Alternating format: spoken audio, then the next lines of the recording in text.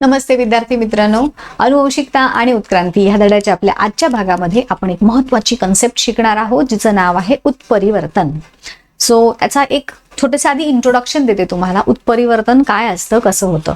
याच्या आधीच्या व्हिडिओजमध्ये आपण जे सेंट्रल डोग्मा प्रक्रिया शिकली ती तुम्हाला व्यवस्थित समजली आहे का मला सांगा.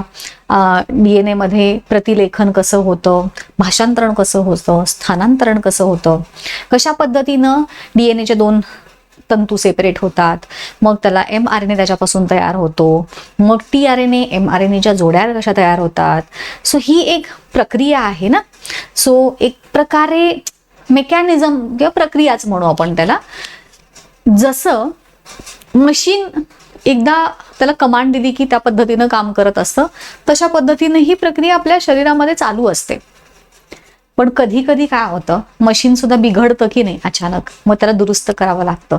तसं कधी कधी आपल्या शरीरामध्ये ही जी सेंट्रल डोग्माची प्रक्रिया मी तुम्हाला सांगितली की नाही, ज्याच्यामध्ये DNAच्या न्यूक्लियोटाइड सोबत mRNAचे न्यूक्लियोटाइड जोडले जाणं किंवा mRNA आणि tRNAचे न्यूक्लियोटाइड जोडलं जाणं, ह्या ज्या प्रक्रिया आहेत, AT ची जोडी होणार, CG ची जोडी होणार, एकमेकांच्या पूरक ज्या जोड्या तयार होतात आपण जे शिकलो, तर कधी कधी चुकून या मेकॅनिझम मध्ये बिघाड होतो आणि भलत्याच जोड्या जोडल्या गेल्यामुळे त्याच्यापासून जे अपेक्षित अमिनो आम्ल, आपण बघितलं होतं ना tRNAच्या डोक्यावरती अमिनो आम्ल असतात.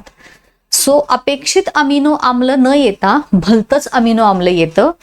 भलतच अमिनो आम्ल आल्यामुळं भलतच प्रथिन तयार होतं आणि भलतच प्रथिन तयार झाल्यामुळं भलतच कॅरेक्टर डेव्हलप होतं. म्हणजे मी काय तुम्हाला सांगितलं होतं लास्ट व्हिडिओमध्ये की आपले केस, हाडं, मांस, आपलं जे काही शरीर आहे ते प्रथिनांचं बनलेलं आहे. ते प्रथिन तयार होणार कशावरून, तर अमिनो आम्लाची एक शृंखला बनणार आणि प्रथिन तयार होणार. अमिनो आम्लाची शृंखला कशी बनणार, तर mRNA आणि tRNAच्या जोड्या व्यवस्थित जुळल्या गेल्या की मग ते ठराविक अमिनो आम्ल त्या ठराविक क्रमानं जोडली जाणार.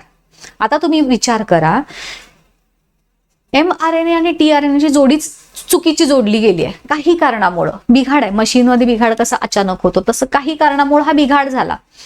आता जसं की आपण बघा 9वी मध्ये एक सिकल सेल ॲनिमिया नावाची प्रक्रिया, एक आजार बघितलेला होता आपण, अनुवंशिक आजार, ज्याच्यामध्ये आपण काय बघितलं होतं की आपल्या ज्या तांबड्या रक्तपेशी असतात त्यांचा जो गोल आकार असतो तो कशामुळे येतो, तर त्या तांबड्या रक्तपेशींमध्ये जे 6व्या, आठवतंय तुम्हाला, जे हिमोग्लोबिन आहे आपलं, त्या हिमोग्लोबिनचा जो रेणू तयार होतो, त्या हिमोग्लोबिनच्या रेणूमध्ये 6वा अमिनो आम्ल हे ग्लुटॅमिक ऍसिड नावाचं असतं.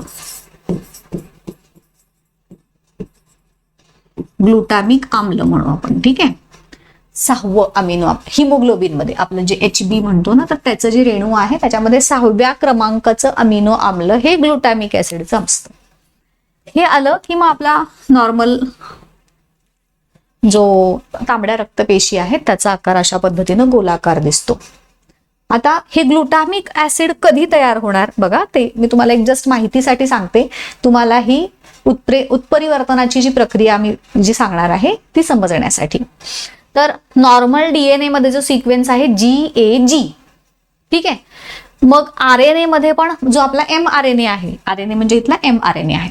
सो इथं GAG सिक्वेन्स RNA वरती म्हणजेच mRNA वरती पण आला, त्याला tRNA जोडला जाईल, CTC येऊन CUG घेऊन CUC घेऊन, मग इथं mRNA आणि tRNAच्या जोड्या जोडल्या जातील आणि मग इथं वरती जे डोक्यावरती अमिनो आम्ल असेल त्या tRNAच्या ते ग्लुटॅमिक आम्ल असेल. या पद्धतीने हे नॉर्मल हिमोग्लोबिनच्या रेणूची रचना.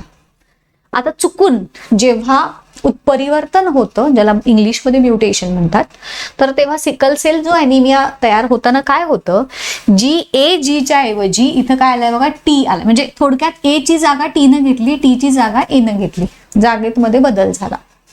त्यामुळं काय झालं, इथं GAG असा सिक्वेन्स येण्याच्या ऐवजी GUG आला. एकाच न्यूक्लिओटाइडचा फक्त फरक आहे, पण तेवढा एक छोटासा फरक केवढा मोठा बदल घडवून आणू शकतो. तर इथे GAG तयार झाल्यामुळे ग्लुटामिक ऍसिड आलं होतं, राईट. इथं GUG आला आणि इथं जे प्रथिन म्हणजे जे अमिनो आम्ल येणं अपेक्षित होतं त्याच्याऐवजी आलं व्हॅलिन नावाचं अमिनो आम्ल, आणि त्यामुळं वेगळंच प्रथिन तयार झालं. आणि मग ह्या केसमध्ये आपल्या ज्या रक्तपेशी आहेत, तांबड्या रक्तपेशी, त्यांचा आकार हे अशा पद्धतीने कोयत्यासारखा बनतो. सिकल सेल ॲनिमिया ज्याला म्हटलं होतं आपण. समजलं?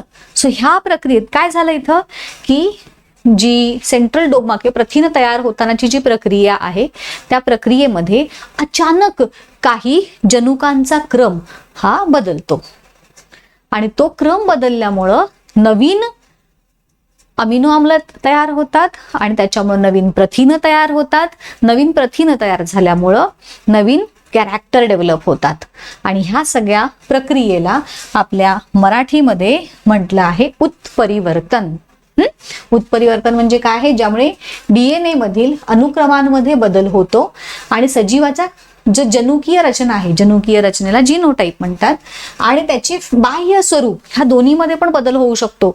आपण इयत्ता 9वी मध्ये जे जेनेटिक आजार बघितलेले होते, जनुकीय जे वेगवेगळे आजार बघितलेले होते, आठवते का? Down syndrome, Turner syndrome, Klinefelter syndrome आणि खूप सारे असे. तर ते सगळे हे अशाच पद्धतीचे काहीतरी बिघाड झाल्यामुळं होतात.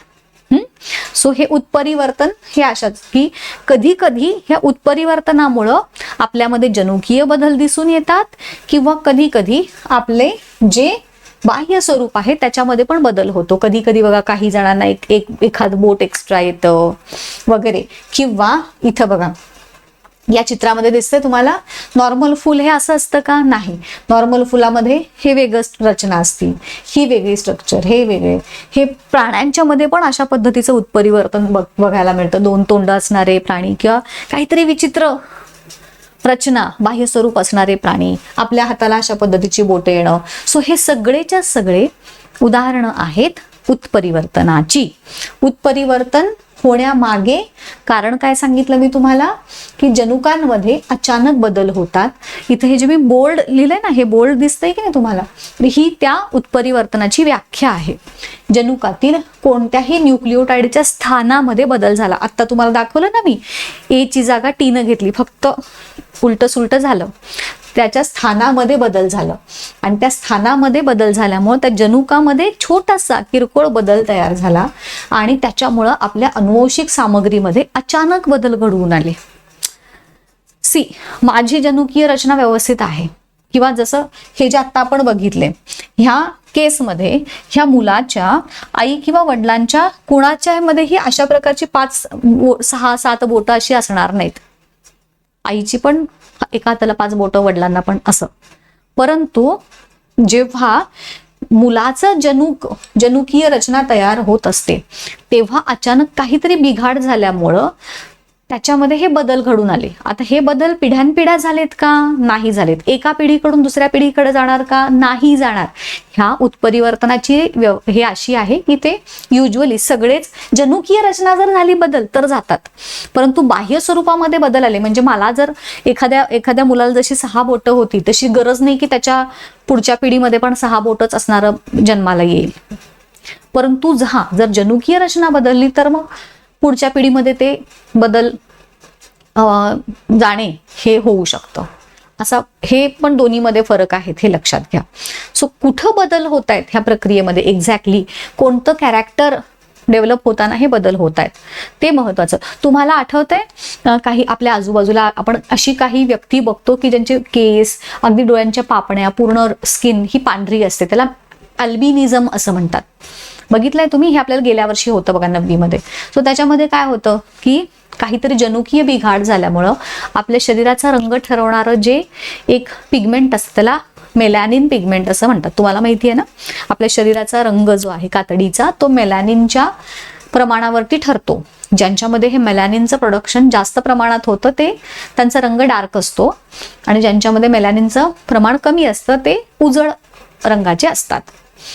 ज्यांच्यामध्ये हे अल्बिनिझम होतं तिथं ते मेलॅनिनच प्रोड्यूस होत नाही शरीरामध्ये, त्यामुळं त्यांची सबंध शरीर हे पांढरफिट दिसून येतं. सो हाही एक प्रकारचा जनुकीय बदल झाला की जो उत्परिवर्तनामध्ये मोडला जातो. समजलं उत्परिवर्तन काय आहे. आता ह्याचे 2 प्रकार आहेत, लक्षात ठेवायचे 1 मार्कासाठी, किरकोळ आणि लक्षणीय. किरकोळ म्हणजे जे मी आता सांगितलं, एका हाताला 6 बोटे येणे वगैरे, हे काही खूप मेजर नाही आहेत किंवा काही खूप मोठे बदल त्याच्यामध्ये होत नाहीत. सो त्या प्रकाराला म्हणायचं किरकोळ बदल.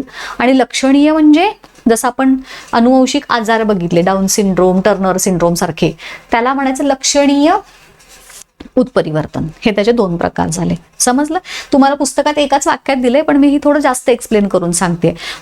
प्रत्येक कन्सेप्ट जेवढी मला डिटेल तुम्हाला सांगता येईल समजण्यासाठी म्हणून तितकं मी तुम्हाला सांगायचा प्रयत्न नक्की करते इथे. ठीक आहे. आता उत्परिवर्तन म्हणजे काय हे आपण बघितलं. काय बघितलं की सजीवांच्या जनुकीय रचनेमध्ये काहीतरी बदल होतात आणि ते बदल अचानक होतात, त्यांच्या न्यूक्लिओटाइडच्या क्रमामध्ये काहीतरी चूक किंवा बिघाड झाल्यामुळं, आणि ते बरेचदा एका पिढीकडून दुसऱ्या पिढीकडे पण होत असताना हे पाठवले जातात किंवा कधी पाठवले जात नाहीत. प्रत्येकच उत्परिवर्तन हे दुसऱ्या पिढीकडे जातच असं नाही आहे. हा युजली जातात, पण प्रत्येकासाठी ते ऍप्लिकेबल नाही आहे. सो अनुवंशिक सामग्रीमध्ये अचानक होणारे बदल म्हणजे उत्परिवर्तन. सो हे पूर्ण सांगायचं. जेव्हा आता थोडक्यात व्याख्या कशी होईल, जेव्हा तुम्हाला उत्परिवर्तनाची व्याख्या लिहा असा प्रश्न विचारला समजा, तर तुम्ही काय सांगाल, जनुकामधील किंवा तुमच्या पुस्तकात पण दिलेली आहेच आहे, कोणत्याही न्यूक्लिओटाइडच्या स्थानात बदल घडून आणल्यामुळे त्याच्या जनुकामध्ये किरकोळ बदल निर्माण होतो आणि ह्या अनुवंशिक सामग्रीमध्ये अशा पद्धतीने जे अचानक होणारे बदल असतात त्याला म्हणायचं उत्परिवर्तन. ही त्याची व्याख्या झाली.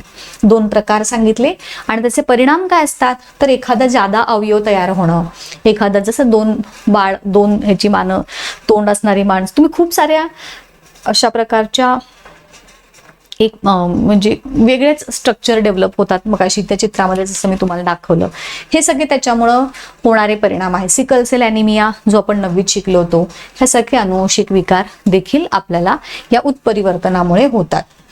तुमच्या पुस्तकामध्ये ही एक डायग्राम दिलेली आहे बघा. सो हे अशी ह्याच्यावरती तुम्हाला आकृतीवर आधारित प्रश्न सुद्धा विचारले जाऊ शकतात की ही म्हणजे हे नावं देणार नाहीत मे बी, मग ही काय आहे, तर ही उत्परिवर्तनाची आकृती आहे.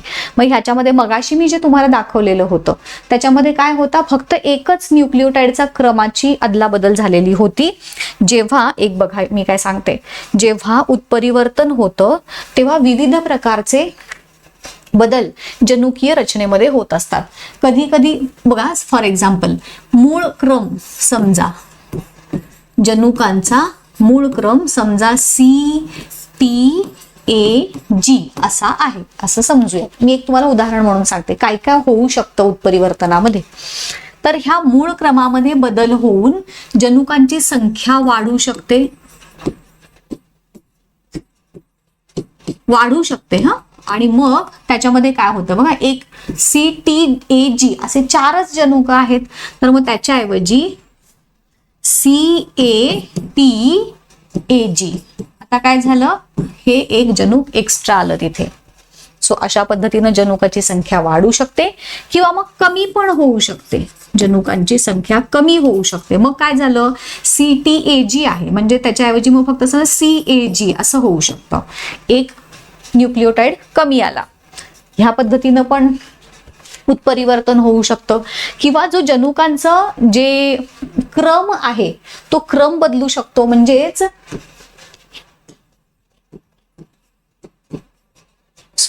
क्रम बदलणे होऊ शकतं. म्हणजे आता काय मूळ क्रम आहे CTAG असं न होता CATG असा पण होऊ शकतो.